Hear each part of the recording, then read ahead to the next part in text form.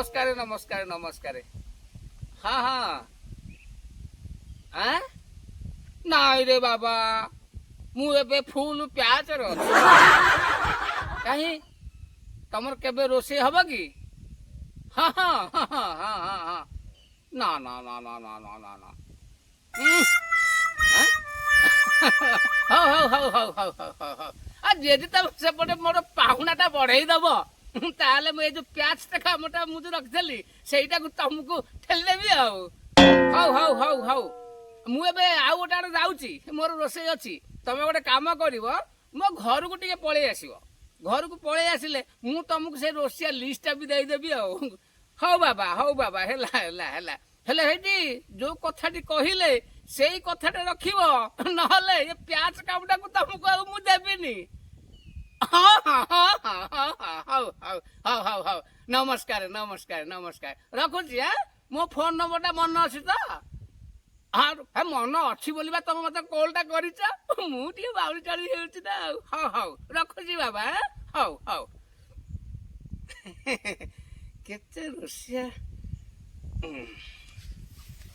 हमारी झड़े देवी आंबलो तू पचे की खाइबू जरे ना गोलापी रे ना कुकुमरे ना मेहंदी रे आ देखी बुआ झड़े देवी आंबलो तू पचले खाइबू अरे बबुलू अरे तू टेक्का मारिक आंब पचई देबू नहीं काई कौन लगी अरे आंब सिना गछ रहिले पाचिबो कि यूज हेले पाचिबो आ तू टेक्का मारिक आंब पचई देबू खाइबो दे देबू हौ छाड़ से कथा अरे बबलू तू तो जानी नथु बोधे मो झीर पर दिन खाली जन्मदिन जहाँ 1000-1200 लोग खाइबे बहुत प्रकार आइटम करछि जो आइटम करछि से आइटम को कौन से साधारण रोसे रांधि पारिबी नाही तो मोर गोटे कथा कौन कि तू कालिया भाई ने देखिछु कालिया भाई नकी हां जो रोसई करथि बा आ एही पटे बा गले इने ए पोखरी गइथिले आउ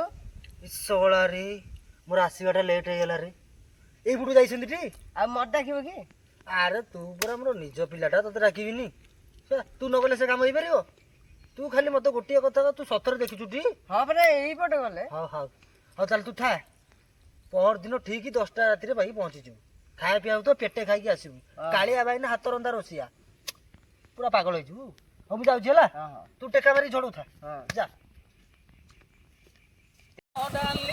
ओ भाई रे रो रो रो रो रो रो रो कौन होला अरे रो काम अरे की काम रास्ता छाड़े मोर सारा बहुत काम अछि भाई ना ठीक है जरूरी काम देखि तो मो गाड़ी के हूं हुई जो अछि कौन हूं हो तो ठीक हो अरे कथा बुझे कौन हो अवस्था कल भाई ना तुम जदि मो कथा न सुनिबो हां मु कहली तमरी गाड़ी रे सोई अरे बाबा तू जाओ तू कत बोल अरे बाबा सुनी मोर सारा रोसी भाई ना तो कथा के सुन हे भगवान देखि तो तू गाड़ी के रेस रच मोर आ रेस थिले पोखर अछि भाई ना मो कथा के सुनो है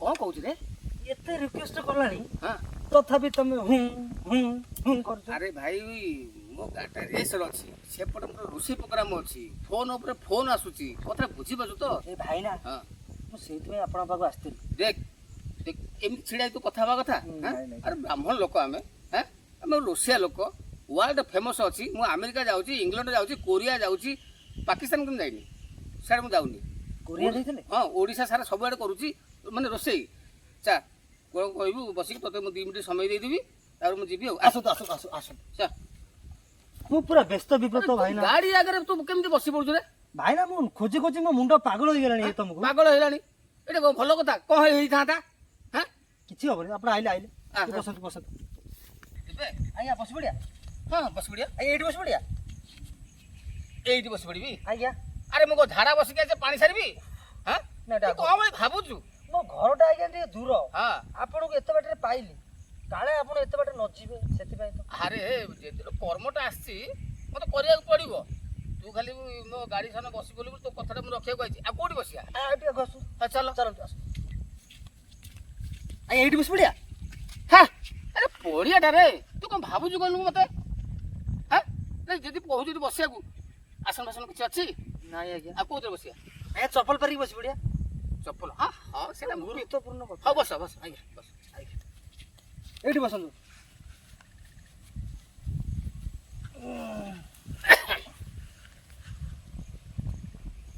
କହ କ'ଣ ତୋର ଅସୁବିଧା ଅଛି କହ କହ। ଅସୁବିଧା ଅସୁବିଧା ବୋଲି କିଛି ନାହିଁ ଯେ ହୁଁ ମୋ ଝିଅର ଜନ୍ମଦିନ ଭାଇନା କେବେ? ଏଇ ପରଦିନ। ପରଦିନ। ହଁ ହଁ ତାପରେ? ଗୋଟିଏ ବୋଲି ଝିଅ ନା, ହଁ ହଁ ଭାରି ଟିକେ ଧୁମଧାମରେ କରିବାର ମୋ ଇଚ୍ଛା।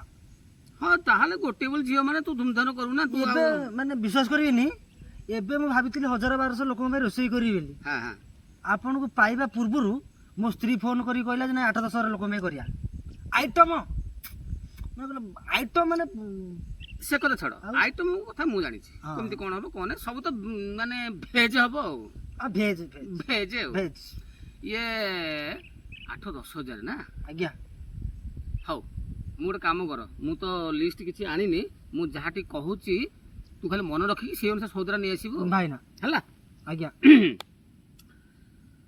7000 ଲୋକ ଖାଇବେ। 7000କୁ ଗୋଟେ କାମ କରିବ, ଉଷୁନା ଚାଉଳ 7 କିଲୋ 500, 7000 ଲୋକ ପାଇଁ ପାଇଯିବ।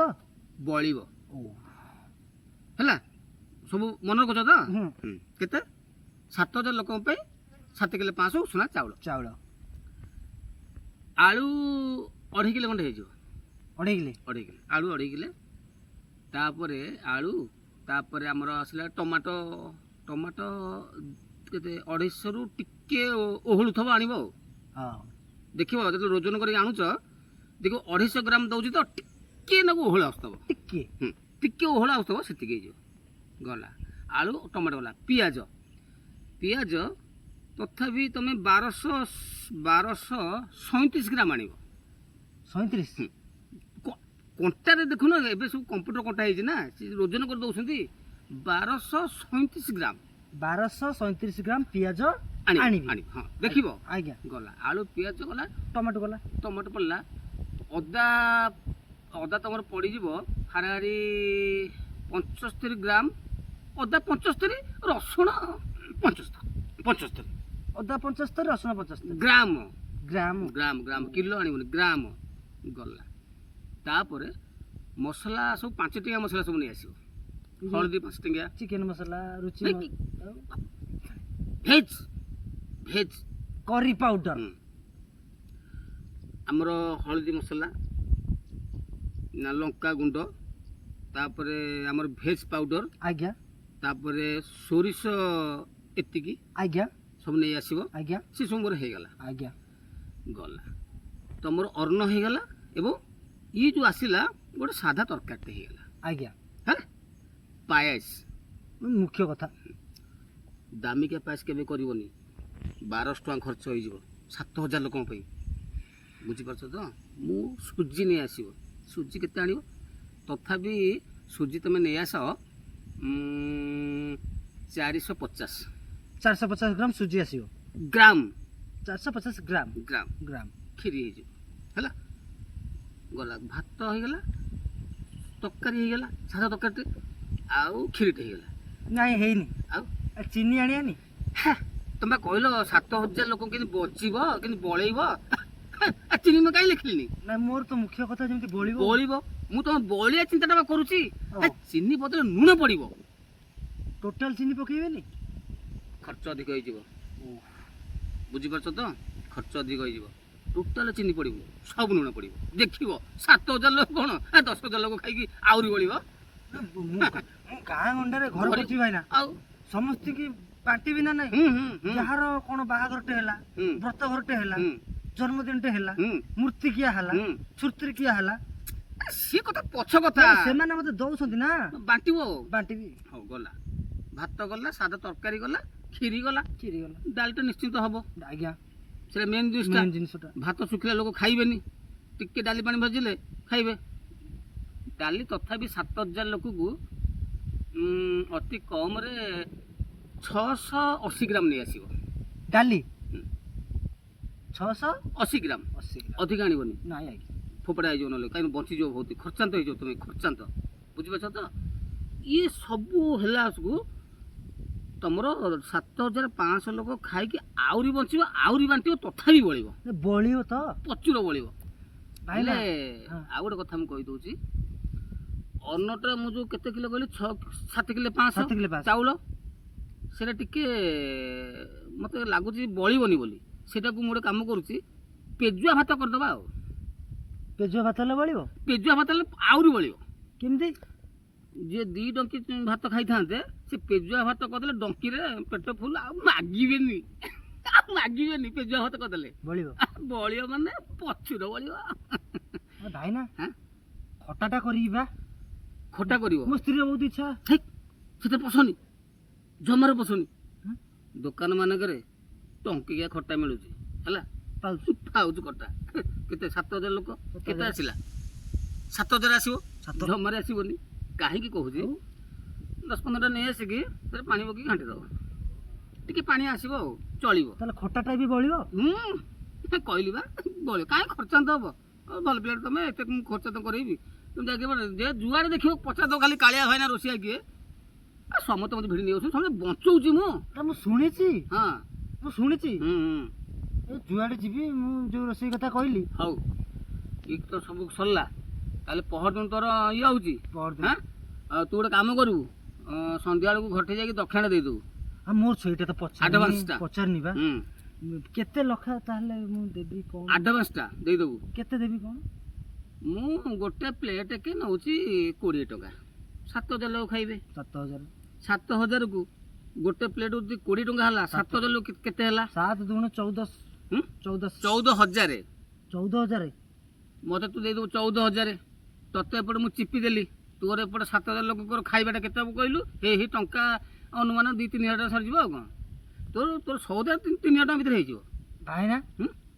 ତାହେଲେ ମୋର ଯୋଉ ରୋଷେଇ ହେଲା ହୁଁ ତାଠାରୁ ତ ଆପଣଙ୍କର ଅଧିକ ପଇସା ହେଲାନି ମୁଁ ବଞ୍ଚେଇଲି ବଳେଇଲି ଆରେ ବଞ୍ଚେଇଲି ବଳେଇଲି ତୋର କମେଇଲି ସେପଟେ ବୁଝିପାରୁନୁ କି ମୁଁ କିଛି ବୁଝିପାରୁନି ତୋର ଚିନିଟାକୁ ମୁଁ ଏପଟେ ମାଇନସ୍ କରିକି ନୁନଟା କରିଦେଲି କେତେ ପଇସା ବଞ୍ଚିଲା ବଞ୍ଚିଲା ତୋର ସେପଟେ ଅନ୍ନଟା ଡବଲ ଖର୍ଚ୍ଚ ହେଇଥାନ୍ତା ପେଜୁଆ ଭାତ କରିଦେଲି ବଞ୍ଚିଲା ନାଇଁ ବଞ୍ଚେଇଲା ସେ ପଇସାରେ ପୁଣି ମୁଁ ନେବି ନା ନାଇଁ ଯା ଆଉ ଖଟିବ କିଏ ମୁଁ ଖଟିବି ନା ଏମିତିଆ ପ୍ରଶ୍ନ ମୋତେ କେବେ ପଚାରିବ ଆପଣ ରାଗନ୍ତୁନି ଭାଇନା ମୋର କହିବା କଥା ହେଲା କି ମୋର ବଳିବ କହିଲି ବଳିକି ଫୋପଡ଼ା ହବ ହଉ ମୁଁ 14,000 ନେବି ଯାହା ଯାହା ଏଇଠି ସବୁ ରହିଲା ତ ମନେ ରହିଲା ମୁଁ ଯାହା ଯାହା ମନେ କହିଛି ରଖିଦେଇଛି ହଁ ଯାଇକି ଆଣିବୁ ବୋଲି ଆଜି ସନ୍ଧ୍ୟାବେଳୁ ଘରକୁ ଯାଇକି ତୁ ଆଜି ଟଙ୍କା 10,000 ଆଡ଼ଭାନ୍ସ ଦେଇଦେବୁ ଆଉ 4,000 ଟଙ୍କାଟା ଦିନେ ଥିବ ଦେଇଦେବୁ ମୁଁ କାଟିକି ଦେବି ହଉ ହଉ ହଉ ଯା ତମେ ତ 200 କାଟିଦେଲି ଯା ହେଲା ଯା ଭାଇନା ହଉ ବଳିବ ତୁ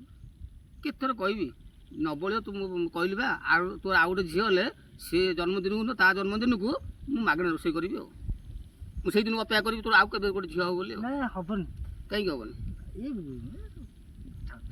ହବ ଗୋଟେ ଥର ଏମିତି ଆରେ ଲାଜାନି ଲାଜିଲେ କିଛି ଇଏ ନୁହଁ ଲାଜିଲେ ସମୟରେ ନାଇଁ ଆରେ ଶୁଣେ ତୋର ଏଇନେ ବଳ ବୟସ ଅଛି ଗୋଟେ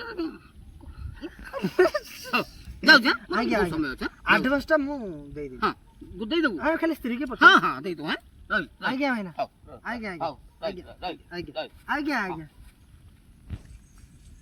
କି ଭାଇନା ସତରେ କ'ଣ ଇଏ ମୋର ବଳେଇ ଦେବ ହଉ ପହରଦିନ ଦେଖିବା ମୋର କେତେ ବଳୁଛି କେତେ ଯାଉଛି